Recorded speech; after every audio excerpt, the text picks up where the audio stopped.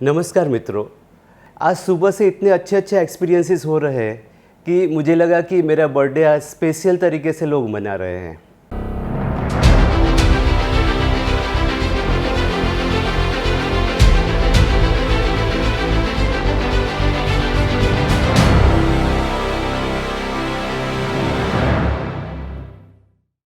सब अपने अपने घर में है, कोई मुझे मिल नहीं सकता है, कोई मेरे लिए गिफ्ट भी नहीं ला सकता है, कोई मुझे फ्लावर्स भी नहीं भेज सकता है, क्योंकि उनको पता है कि अभी जो हालात चल रहे हैं उसमें मिलना नामुमकिन है या तो अच्छा नहीं है।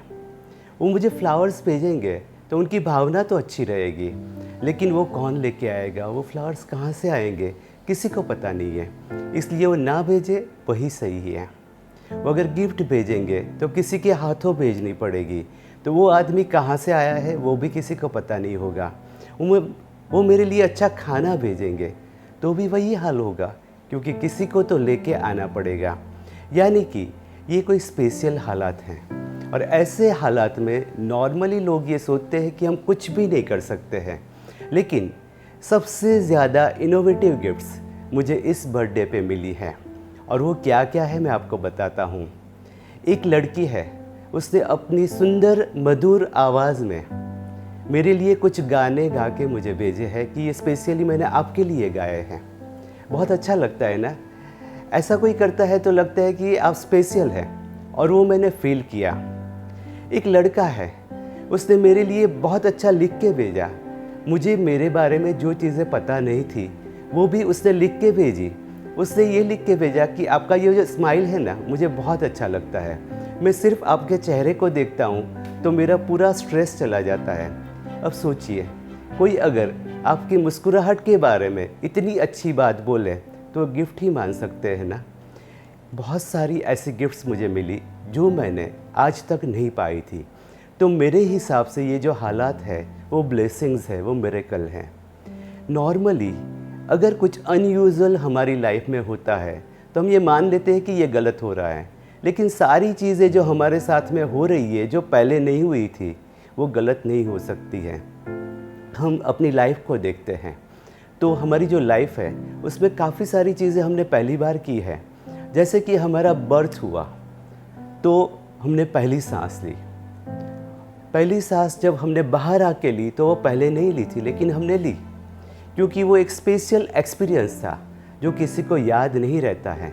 लेकिन आदमी जब सांस लेता है उसके साथ में रोता है, तो रोना नेगेटिव माना जाता है, लेकिन उस टाइम पे रोना ज़रूरी होता है। अगर बच्चा नहीं रोता है तो डॉक्टर ज़बरदस्ती उसको रुलाने की कोशिश करते हैं। यानी कि हर सिचुएशन में कोई ना कोई चीज़ ज़रूरी होती है। तो हम कोई स्टैंडर्ड्स नहीं बना सकते कि ये चीज़ पॉजिटिव है, ये चीज़ नेगेटिव है। उससे आगे निकलते हैं तो इंसान जो है वो पहले कुछ भी नहीं करता है, क्योंकि वो माँ के गर्भ में रहता है। वो जब बाहर आता है तो बाहर की दुनिया की अनुभूति उसको मिलती है। वो लाइट को पहली बार देखता है, वो ऑक्सीजन का डायरेक्ट जो फीलिंग है वो पहली बार लेता है। उसको कभी डायरेक्टली खाना नहीं मिला होता है, उसको वो खाना भी खाना होता है और उसको डाइजेस्ट भी करना होता है। यानी धीरे धीरे धीरे करके हमारी जो सिस्टम है वो सेट हो जाती है। मैं आपको एक बहुत अच्छी बात बताता हूँ कि एक बार मैं एक जैन मुनि के आश्रम में गया था, वहाँ मुझे कंसल्टेशन देना था। तो मैंने देखा कि मैं धूप में नंगे पाँव नहीं चल रहा था, मुझे किसी सपोर्ट की ज़रूरत थी, और वो बिना कुछ पैरों में पहने आराम से चल रहे थे। मैंने उनको पूछा कि आप तो अद्भुत हैं, हमसे पैर ज़मीन पर रखे नहीं जाते हैं और आप ऐसे चल रहे हैं जैसे आप फूलों की चादर पे चल रहे हो। उन्होंने बड़ी अच्छी मुस्कुराहट के साथ में मुझे बताया कि हम लोग इसके आदी हो गए हैं, ये हमारी जो लाइफस्टाइल है उसके साथ में जुड़ गया है। तो शुरू में कुछ चीज़ें हमें अच्छी नहीं लगती है, डिफ़िकल्टीज़ भी आती हैं, सबके साथ में ये होता है, लेकिन धीरे धीरे करके वो हमारी लाइफ के साथ में जुड़ जाता है। और वो जब लाइफ के साथ में जुड़ता है तो हमारे जीवन का हिस्सा हो जाता है। फिर पता भी नहीं चलता है कि ये ज़मीन इतनी गर्म है। हमने देखा हुआ है कि कुछ साधु पैदल चलते हुए कितनी ही दूर धूप में जाते हैं, उनको धूप की अनुभूति नहीं होती है, वो डिहाइड्रेट भी नहीं होते हैं। और एक नॉर्मल आदमी जब धूप में ज़्यादा खड़ा भी रहता है तो डिहाइड्रेट हो जाता है, क्योंकि उसके सिस्टम उसके साथ में जुड़ी हुई नहीं है, उसको सपोर्ट नहीं करती है। तो हर एक इंसान जो है एक दूसरे से अलग है। हम अपनी लाइफ को किस तरीके से ट्रीट करते हैं, अपने आप को किस तरीके से हम तैयार करते हैं, उसके साथ में ये सारी चीज़ें जुड़ी हुई है। अभी कुछ लोग ये लॉकडाउन जो था उसमें डरे हुए थे, वो डिप्रेशन में भी जा चुके थे। तो सबसे पहले तो ये जो शब्द है लॉकडाउन, उसकी बात करते हैं। मेरे हिसाब से उसमें दो नेगेटिव वर्ड्स है। एक है लॉक, लॉक यानी बंद कर देना। तो इंसान को पहली बार लगा कि हमें बंद हो जाना है, तो थोड़ा सा उसके दिमाग में नेगेटिव ख्याल आया। फिर लॉकडाउन 2 आया तो ऐसा लगा कि और अंदर बंद होना है। फिर लॉकडाउन 3 आया तो लोगों को लगा कि अभी तो अंदर जगह ही नहीं है, अंदर जाएंगे कैसे। तो लॉकडाउन 4 में सब बाहर निकल गए। अभी आप देखिए कि जब अंदर जाने की बात थी तब लोग बाहर निकल रहे थे। जो भी लोग ऐसा बोल रहे थे कि हम बाहर नहीं जा सकते हैं तो हमें अंदर जाना है, वो सारे लोग जैसे ही लॉकडाउन खुला बाहर निकल गए। लॉकडाउन तो धीरे धीरे खुलना था, लेकिन वो पेशेंस नहीं रही थी, उनकी डिज़ायर्स बड़ी हो गई थी। उनको ऐसा लग रहा था कि हम बंद थे, अभी हमें आज़ाद होना है, हमें आज़ाद नहीं होना था। मैंने ये देखा था कि काफ़ी लोग बिना मास्क पहने घूम रहे थे कि हम आज़ाद हो गए हैं, हमें अपने खुद का ख्याल रखना था। और हमारे प्रधानमंत्री ने भी यही मैसेज दिया था। उन्होंने कभी ये बोला ही नहीं था कि हम आज़ाद हो रहे हैं, लेकिन उन्होंने बोला कि अभी ये जो लॉकडाउन है वो खुलने वाला है। अभी दूसरा जो नेगेटिव वर्ड था वो था डाउन, यानी कि नीचा दिखना। तो लोग जो थे उनको ये नेगेटिविटी आई कि हम कुछ सप्रेस हो रहे हैं, डाउन हो रहे हैं, डाउन फील करने लगे, यानी कि डिप्रेशन वाली फीलिंग आने लगी। और काफ़ी सारे मनोचिकित्सक जो थे उनकी ड्यूटी बढ़ गई। कुछ गवर्नमेंट ने स्पेशली ऐसे लोगों को हायर भी किया था कि फ़ोन लाइन पे आप उनसे मार्गदर्शन ले सकते थे। लेकिन ऐसी सिचुएशन आई क्यों? क्योंकि दिमाग में नेगेटिविटी थी। लोगों के जो दिमाग थे उसमें ऐसा लगा कि हमारे साथ में कुछ नेगेटिव हो रहा है, जबकि हम तो अपने घर में बंद थे, सुरक्षित थे। या तो ये कहे कि हम अपने मन में सुरक्षित थे, हम अपने घर में सुरक्षित थे, लेकिन हमारा मन जो था हमारे कंट्रोल में नहीं था। अगर हमने उसकी वजह ये सोचा होता कि हमें अंतर चेतना की ओर जाना है, तो हम अंदर चले जाते, क्योंकि चेतना हमारे अंदर होती है, जागृति हमारे अंदर होती है, जो भी पॉजिटिव वर्ड्स है वो हमारे अंदर है। लेकिन लॉक यानी बंद हो गया, सबका दिमाग बंद हो गया, लोगों ने सोना शुरू कर दिया, लोगों ने काम बंद कर दिया, लोगों ने ये स्वीकार कर दिया कि अभी आगे कोई रास्ता है ही नहीं। वो लॉक हो गए। वो घर में तो लॉक थे, लेकिन अपने मन को भी उन्होंने लॉक कर दिया। और फिर प्रॉब्लम शुरू हो गए, एक दूसरे से अनबन शुरू हो गई, छोटी छोटी बात में चिढ़ने लगे। उन लोगों को सारे प्रॉब्लम्स बड़े बड़े दिखने लगे, क्योंकि उनको ये लग रहा था कि कहीं पे हम बंद हो चुके हैं। तो सबसे पहले तो हमें अंदर जाके अपनी चेतना को जागृत करना था, सारे दरवाजे खोलने थे। वो काफ़ी लोग नहीं कर पाए।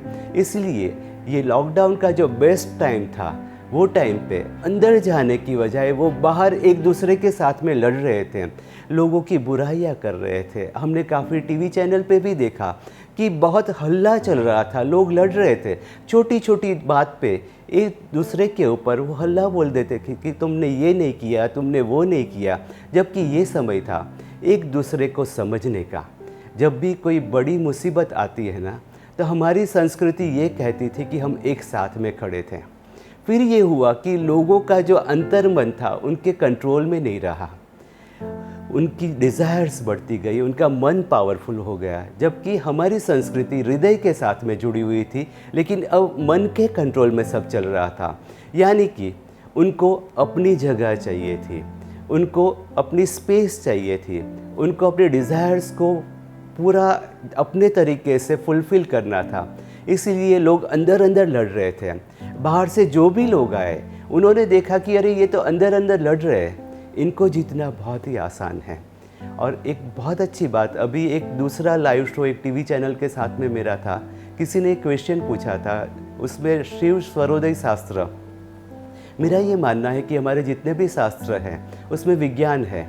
तो स्वरोदय शास्त्र की जब बात हुई तो उसका एक्सेप्टेंस क्यों नहीं हुआ? क्योंकि आज की ये जो सिचुएशन है उसमें परफेक्टली ये आएगा और उसके सॉल्यूशंस किस तरीके से निकल सकते हैं उसकी बात हज़ारों लाखों साल पहले स्वरोदय शास्त्र में बताई गई है। उसका एक्सेप्टेंस क्यों नहीं आया, उसकी बात चल रही थी। तो मैंने यही बोला कि हम लोग बटे हुए हैं। जो लोग शिव में मानते हैं उनको लगा कि स्वरोदय शिव ने कहा है, इसलिए हमें उसको मानना चाहिए। दूसरे लोगों ने उसको एक्सेप्ट नहीं किया, और फिर एक्सेप्ट नहीं किया उतना काफ़ी नहीं है। उन्होंने सोचा कि ये किसी और भगवान का शास्त्र है, इसलिए उसमें साइंस है, अगर लोगों को पता चल जाएगा तो तकलीफ़ होगी, उसको प्रमोट नहीं होने दिया। तो ये हमारी वीकनेस है। हमारे शास्त्रों में बहुत सारा साइंस है, लेकिन अगर हम साइंस को लोगों तक नहीं पहुंचाएंगे तो वो उसको अंधश्रद्धा मान लेंगे, जैसे कि वास्तु में होता है। वास्तुशास्त्र जो है उसका सिनोनिम अगर इंग्लिश में ढूंढा जाए तो वो है आर्किटेक्चर। आर्किटेक्चर और वास्तु, क्योंकि मैं क्वालिफाइड आर्किटेक्ट हूँ तो मैं समझता हूँ उसमें बहुत सारे प्रिंसिपल्स कॉमन है। सिर्फ वास्तु में एनर्जी का साइंस अलग से दिया हुआ है कि आपके घर का प्लानिंग तो इस तरीके से कीजिए, उसकी क्लाइमेटिक कंडीशंस जो है जगह की उसको मायने में रखते, ध्यान में रखते हुए आपको करना है। लेकिन आप जहाँ पे भी रहते हैं आपकी एनर्जी पॉजिटिव होनी चाहिए, क्योंकि आप वहाँ सुखमय जीवन पा सकें। तो वास्तु में इसकी बहुत अच्छी बात बताई गई है, और इसी वास्तु में चेतना की भी बात बताई गई है। तो मेरा ये मानना है कि लॉकडाउन शब्द जब अनलॉक की तरह खुला तो हमने सोचा कि दरवाजे खुल गए, लॉक खुल गया, हम बाहर भागने लगे, हमने सारे नियम तोड़ दिए। हमें ऐसा लग रहा था कि हमें उड़ना है, हमें भागना है, जबकि हमें रुकना था। तो ये कंट्रोल नहीं हो पाया, लोगों ने सारे नियम तोड़ने शुरू कर दिए, और अभी हम देखते हैं कि देखिए कितने सारे लोग इन्फेक्टेड हो रहे हैं, क्योंकि वो अंडरस्टैंडिंग चली गई। जबकि वो सही शब्द मेरे दिमाग में जो आता है वो है जागृति। हम जब सोए हुए होते हैं तो हमें जागृति की ज़रूरत होती है, जागृति हमारे अंदर से आती है। तो अगर हमने ये कहा होता कि आपको अभी जागृत होना है, तो जागृति मन और हृदय के साथ में जुड़ी हुई है। उसमें हमारे लिए जो प्रिंसिपल्स है, हमारा जो सेल्फ है, उसके लिए भी चेतना की बात है। तो हमारे लिए सबसे बढ़िया क्या चीज़ है वो हम सोचते हैं। हम जब अनलॉक बोलते हैं तो दरवाजे खुल जाते हैं, बाहर भागने की इच्छा होती है, जबकि अंदर ही रह के हमें जागृत होना था, लेकिन वो हम नहीं कर पाए। तो अभी मैं आपको एक नया शब्द देता हूँ कि हमें जागृत होना है, और जब हम जागृत हो जाएंगे तो मुझे यकीन है कि बाहर भागने की इच्छा नहीं होगी। एक दिन मेरे बेटे ने बहुत अच्छी बात मुझे कही थी कि डैडी ये टाइम पे सबसे ज़्यादा एंजॉय किसने किया? तो उसका जवाब था कि जो इंट्रोवर्ट लोग थे, अंतर्मुखी लोग थे, उनको कोई भी तकलीफ़ नहीं आई, क्योंकि वो पहले से ही अंदर थे। यानी कि उनको बाहर अपनी खुशियाँ ढूंढने की ज़रूरत नहीं थी, वो अपने अंदर अंदर ही खुशियाँ ढूंढ लेते थे। वो बहुत कम लोगों से मिलते थे, वो बहुत कम लोगों से एक्सपेक्टेशन रखते थे, उनकी डिज़ायर्स भी लिमिटेड थी। उनको ये पता था कि उनकी नीड्स और वांट्स उसके बीच में डिफरेंस क्या है। उनकी ज़रूरतें कम थी, इसलिए वो सर्वाइव कर गए। उनको कोई कंप्लेन ही नहीं थी, क्योंकि वो पहले से ही अंदर थे। और जब ये लॉकडाउन खुला यानी कि अनलॉक हुआ तो वो जागृत थे, क्योंकि उनको बाहर जाने की डिज़ायर्स नहीं थी, वो अपने अंदर कुछ ढूंढ रहे हैं। नॉर्मली हम ये मानते हैं कि जो ज़्यादा लोगों के संपर्क में आते हैं, जो ज़्यादा लोगों से मिलते हैं, वो ज़्यादा सक्सेसफुल होते हैं। अभी देखिए, आप ये पसंद करेंगे कि आप ज़्यादा लोगों से मिले, उनके संपर्क में आए?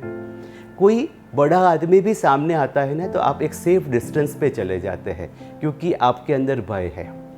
तो अगर आप अपने अंदर खुशियाँ ढूंढते हैं तो आपके साथ में ईश्वर होते हैं, ये कुदरत होती है।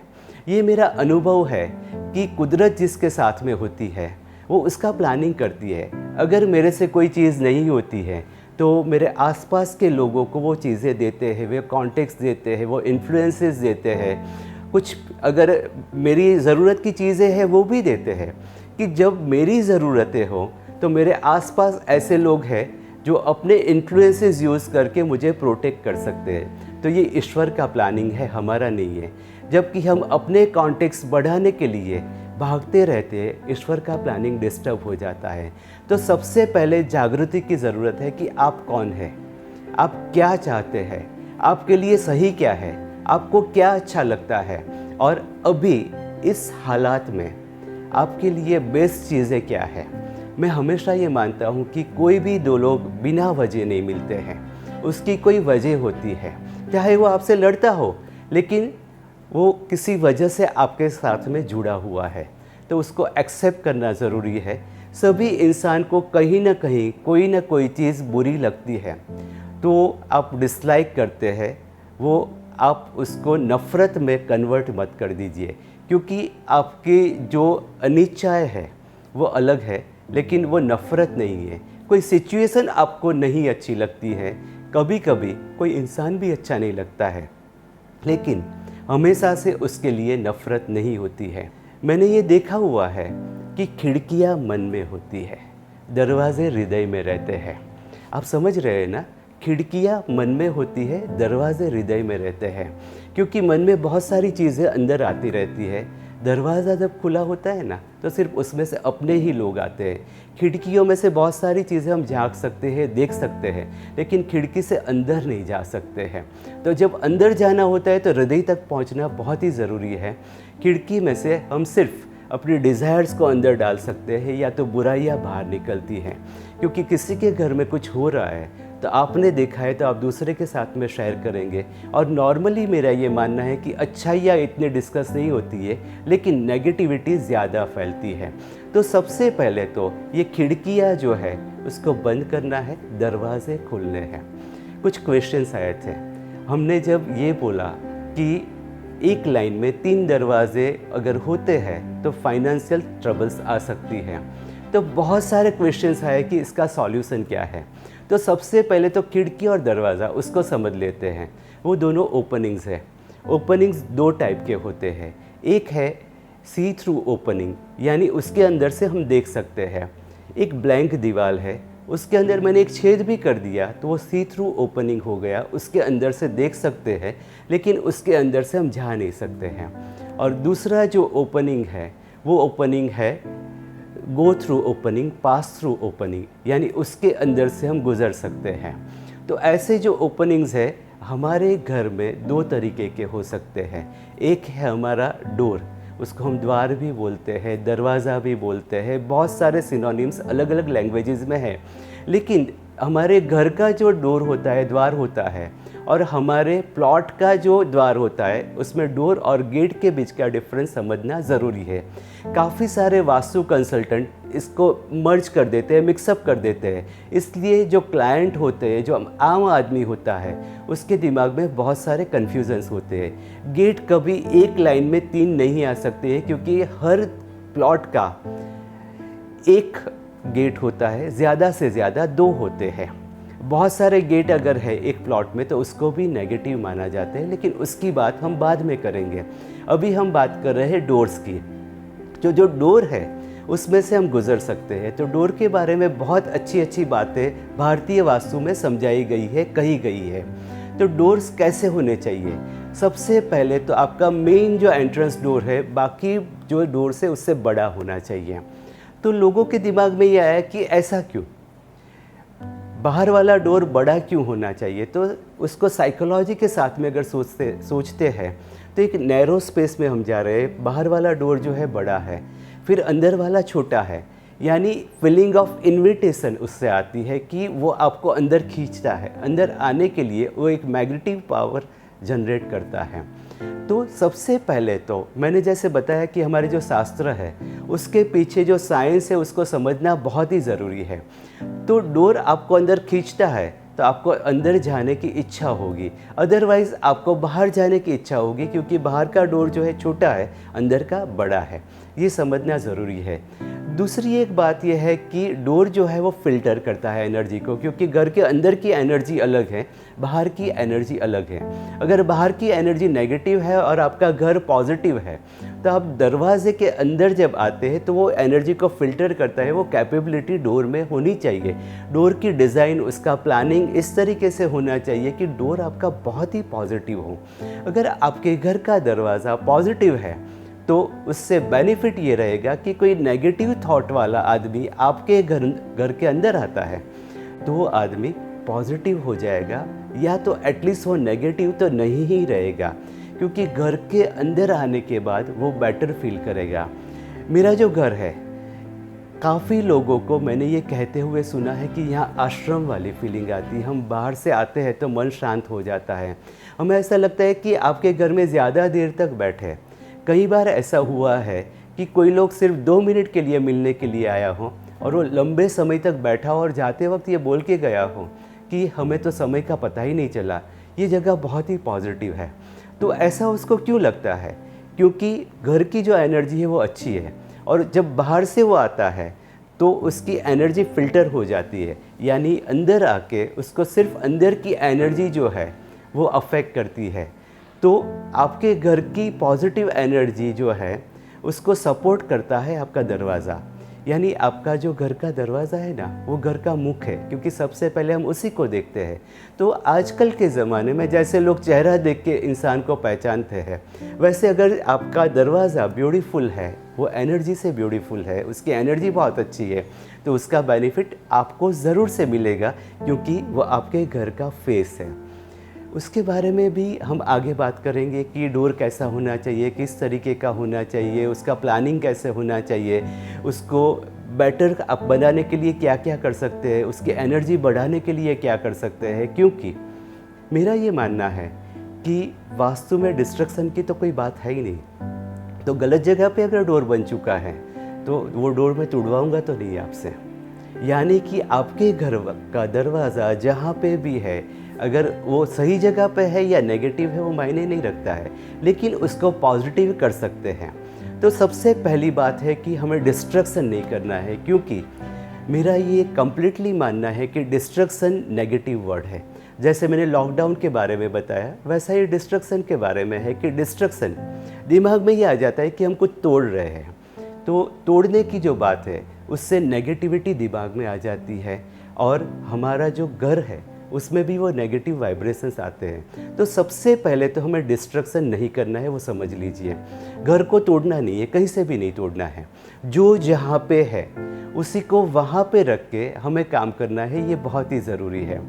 नेक्स्ट चीज़ मैं आपको बताता हूँ कि आप सोच रहे होंगे कि हमारे क्वेश्चन का आंसर नहीं आया, 3 दरवाजे वाली बात।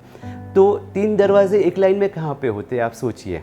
अगर बड़ा सा बंगलो है तो स्पेसेस बहुत बड़ी बड़ी है, तो उसमें एक लाइन में 3 दरवाजे आने के चांसेस बहुत ही कम रहते हैं।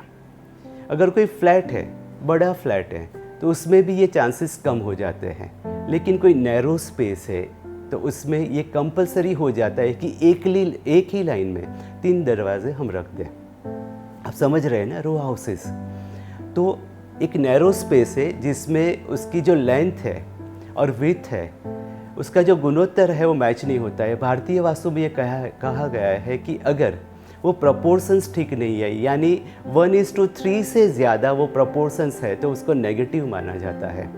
तो अभी दूसरे एंगल से उसको देखते हैं कि 3 दरवाजे एक ही लाइन में आ रहे हैं, यानी 3 रूम्स है, तो 1:3 से ज़्यादा प्रोपोर्शंस हो गए, यानी वो जगह नेगेटिव है। दूसरी ये बात है कि लाइट जो है 2 एंड से, 2 छोर से आती है, क्योंकि 2 दीवारें तो कॉमन रहती हैं। तो अगर 2 छोर से लाइट आती है वो नैरो है, दूसरी जो लंबी साइड्स है उसमें से लाइट नहीं आती है, तो बीच की जो रूम होगी उसमें अंधेरा होगा, उसमें एयर सर्कुलेशन नहीं होगा, यानी सफोकेशन होगा, डिप्रेशन वाली फीलिंग आएगी। अगेन वहाँ पे ब्रह्मस्थान आता है, सेंटर ऑफ द हाउस। मैंने बार बार ये कहा है कि ब्रह्मस्थान जो है वो पॉजिटिव होना बहुत ही ज़रूरी है। यानी ब्रह्म अगर नेगेटिव है, वहाँ डार्कनेस है, वहाँ सफोकेशन है, तो आपका जो मन है आपके कंट्रोल में नहीं रहता है, डिप्रेशन आ सकता है, कोई बड़ी बीमारी भी आ सकती है अगर बहुत नेगेटिव है। और मैंने पहले ये भी कहा था कि पांडवों का जो महल बना, मय दानव ने बनाया था, वो दानवों का आर्किटेक्ट था, उसको ज़बरदस्ती बुलाया गया था, तो बहुत ही ब्यूटीफुल, बहुत ही रोमांटिक, बहुत ही अच्छी टेक्नोलॉजी वाला उसने महल बना दिया, लेकिन उसने उसके सेंटर में एक गड्ढा बना दिया। तो पांडवों के वंश का नाश हुआ था, ये हम सभी लोग जानते हैं। यानी कि बहुत ही सुंदर महल बना हुआ था, लेकिन उस महल में वो लोग रह नहीं पाए थे। तो जिस जगह पे हम रह नहीं पाते वो घर किस काम का, चाहे वो महल हो। यानी उसमें हमें मन की शांति मिलनी चाहिए, सुख मिलना चाहिए, हमारा जो परिवार है वो अच्छे से रहना चाहिए। एक चिड़िया जब घर बनाती है ना, घोंसला बनाती है, तो वो सोचती है कि मैं अपने श्रेष्ठ बच्चों को यहाँ पे जन्म दूंगी। तो इंसान ऐसा नहीं सोचता है, लेकिन हमें सोचना चाहिए। अगर 3 दरवाजे एक ही लाइन में एक के बाद एक आते हैं या तो उससे ज़्यादा आते हैं, तो उससे नेगेटिविटी फैलती है। नॉर्मली मैं वास्तु को होलिस्टिकली देखता हूँ, यानी कि हर एक जो घर होता है, जैसे ये 5 उंगलियां है वो अलग अलग है, हर इंसान अलग अलग है, वैसे हर घर भी अलग अलग है। तो उसका जो प्रपोर्शंस है उसके मुताबिक मैं सॉल्यूशंस देता हूँ। लेकिन लोगों को ये लगता होगा कि नहीं, कोई परफेक्ट सॉल्यूशन जो जनरल है, थोड़ा सा भी सपोर्ट कर सकता है, वो मिलना चाहिए। तो उसके लिए एक सॉल्यूशन जो मैंने अपने रिसर्च से ढूंढा हुआ है, उसमें मुझे रिजल्ट्स भी मिले हैं, वो ये है कि आपका जो घर है उसमें 3 दरवाजे एक लाइन में नहीं आने चाहिए। यानी कि 3 है तो बीच में एक दरवाजे के ऊपर आप ऑफ वाइट कलर का कर्टेन लगा दीजिए। ये लगाने से जो एनर्जी का ट्रांजिशन हो रहा है वो रेस्ट्रिक्ट हो जाएगा, यानी बीच में नेगेटिविटी जहाँ पे आती है उसका आप रेस्ट्रिक्ट कर देंगे तो आप बेटर फील करेंगे। अगर 5 दरवाजे एक लाइन में आ रहे हैं, अगर 2 के बाद में आप कर्टेन करेंगे तो और 3 बचे हुए हैं, तो वहाँ पे भी एक डिवीज़न की ज़रूरत है। लेकिन इससे एक बेसिक सॉल्यूशन हम क्रिएट कर सकते हैं। इससे ज़रूर से आपको बेटर फील होगा, लेकिन परफेक्ट सॉल्यूशन चाहिए। तो उसके लिए आपके घर का प्लान जो है, आपके घर का जो फॉर्मेशन है, उसको स्टडी करना पड़ेगा। क्योंकि वास्तु वॉल्यूमेट्रिक है, वो सिर्फ प्लान नहीं है, वो 2 डायमेंशनल नहीं है। अगर एक पेपर भी होता है ना, तो उसकी थिकनेस होती है, हम हाथ में लेते हैं तो उसको फील करते हैं। तो ये तो घर है, तो घर हम नक्शे के ऊपर कैसे देख सकते हैं, यानी कि वो अधूरी बात है। वास्तु में बहुत सारी अच्छी अच्छी बातें बताई गई है कि आपके घर को किस तरीके से बैलेंस कर सकते हैं, आपके घर को कैसे समझ सकते हैं, कौन सी दिशा में ज़मीन नीचे होनी चाहिए, कहाँ पे पानी होना चाहिए, कितना पानी होना चाहिए, आपके रूम के प्रोपोर्शंस क्या होने चाहिए। तो जब नया घर बनाते हैं तो मुझे लगता है कि वास्तु का अच्छे से परफेक्टली इम्प्लीमेंटेशन करना ज़रूरी है, अगर आपको सुखी होना हो। और सुखी होना कौन नहीं चाहता है। अगर मैं आपको बोलूँ कि आप में से कितने लोग ऐसे हैं जिसको दुखी होना है, तो कोई भी हाँ नहीं बोलेगा, क्योंकि हम सबको अल्टीमेटली तो मन की शांति चाहिए, सुख चाहिए, हमारी लाइफ हमें जॉयस चाहिए। तो उसको जॉयस बनाने के लिए वास्तु का इम्प्लीमेंटेशन ज़रूरी है, ऐसा मैं मानता हूँ। और अगर वास्तु का इम्प्लीमेंटेशन करना है तो उसको सही मायने में करना चाहिए। मुझे याद आ रहा है कि एक औरत ने बोला था कि आप बहुत ही कन्फ्यूज़न वाली बात करते हैं, क्योंकि आप बोलते हैं कि वास्तु में कोई थंब रूल्स है ही नहीं। मैं ये मानती हूँ कि किचन यहीं पे होना चाहिए, जबकि आप बोलते हैं कि किचन तो 3 जगह पे आता है। तो जब ज्ञान कंप्लीट नहीं होता है तब ये कन्फ्यूज़न होता है, क्योंकि वास्तु समुंदर की तरह है। समुंदर बहुत ही सिंपल दिखता है, उसका एक लय होता है, उसको देखते हैं तो प्लेजेंट लगता है, लेकिन समुंदर की जो सरफेस है वो हमें दिखती है, अंदर बहुत सारी गहराइयाँ है, बहुत कुछ ढूंढने को है, बहुत कुछ अनुभव करने को है। वैसा ही वास्तु में है। तो अगर इन डेप्थ स्टडी वास्तु का हम करते हैं तो हम सही मायने में उसके जो अच्छे रिजल्ट्स है, उसका जो फ़ायदा है, उसको एंजॉय कर सकते हैं। क्योंकि अल्टीमेटली ये शास्त्र लिखा ही इसलिए गया है कि मानव जाति को मदद हो सके। आपको कोई भी ऐसे सवाल हो तो ये आप ही का प्लेटफॉर्म है। मैं आप सभी के तक डायरेक्टली नहीं पहुंच पाऊंगा, लेकिन मेरे जो वीडियोस है, मेरे जो लाइव शोज़ है, उसके थ्रू मैं आपको कुछ न कुछ सॉल्यूशंस देता रहूँगा। और अगर आपको मैंने अपना ज्ञान दिया हुआ है तो आप सही बात दूसरे लोगों को पहुंचा सकेंगे, क्योंकि वो सही बात है और आपको अच्छा लगेगा कि नहीं, ये दूसरों तक पहुंचानी चाहिए, क्योंकि हमें अच्छाइयाँ स्प्रेड करनी है, नेगेटिविटी स्प्रेड नहीं करनी है। तो आप जितने ज़्यादा लोगों तक ये ज्ञान पहुंचाएंगे, धीरे धीरे धीरे करके पूरे देश के लोग ये बात को जान लेंगे। अगर वो जान लेंगे तो उनको खुद को पता होगा कि अपने घर को पॉजिटिव कैसे करना था। जो पुराने ज़माने में हमारे सभी लोग सभी शास्त्र का ज्ञान था और सभी सुखी थे, वैसा ही अभी भी हमारी लाइफ में हो सकता है। मैंने तो अपना कार्य कर दिया, मैंने अपनी बात, अपना ज्ञान आप लोगों को दे दिया। अभी ये आपकी जिम्मेवारी है कि इसको फॉरवर्ड करें, ज़्यादा से ज़्यादा लोगों तक आप ये पहुंचाएं, सही बात पहुंचाएं, ताकि ज़्यादा लोगों को आप सुख दे सकें, उनके साथ में पॉजिटिविटी शेयर कर सकें। दोस्तों, आज बहुत ही मज़ा आया, और भी आपके क्वेश्चन से नेक्स्ट टाइम उसकी भी बातें करेंगे। एंड फील फ्री, मैं आप ही के लिए हूँ, ये आप ही का प्लेटफॉर्म है। दोबारा मिलेंगे। Thank you very much.